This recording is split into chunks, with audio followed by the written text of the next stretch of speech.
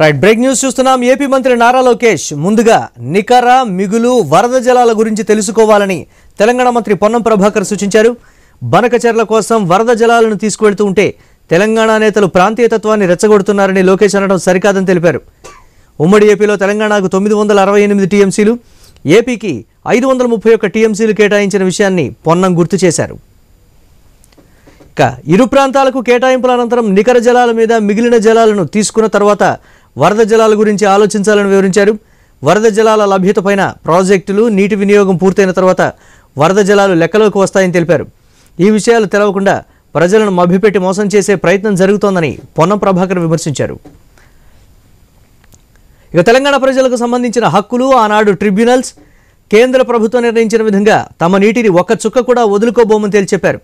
నీటికి సంబంధించిన అంశాలపై ఇరు రాష్ట్రాలు గత వాతావరణం తెచ్చుకునే పరిస్థితి మంచిది కాదని హితవు పలికారు. తెలంగాణ రాష్ట్ర ప్రయోజనాలు, రైతుల హక్కుల కోసం బాజాప్తా మాట్లాడతామని స్పష్టం చేశారు. మంత్రి లోకేష్ గారు బనకచెర్ల మీద మేమేదో వరద నీళ్లు తీసుకుపోతుంటే ఎందుకు ప్రాంతీయ తత్వాన్ని రెచ్చగొట్టమని అడుగుతా ఉన్నాను. నేను అడుగుతా ఉన్నా, నికర జలాలు, మిగులు జలాలు, వరద జలాల గురించి కొంత ముందు తెలుసుకోండి. తెలంగాణకు ఆనాడు ఉమ్మడి రాష్ట్రంలో ఉన్నటువంటి నీటి లభ్యత దృష్ట్యా 968 టీఎంసీలు తెలంగాణకు, 531 టీఎంసీ ఆంధ్రప్రదేశ్కు ఇచ్చిన తర్వాత ఆ నికర జలాల మీదుగా మిగులు జలాలతో తీసుకున్న తర్వాత వరద జలాల గురించి ఆలోచించాలి. వరద జలాల లభ్యత, ఈ ప్రాజెక్టులన్నీ పైన ఉండబడేటువంటి ప్రాజెక్టులు, ఆ నీటి వినియోగం పూర్తి అయిన తర్వాత వరద జలాల లెక్కకు వస్తుంది.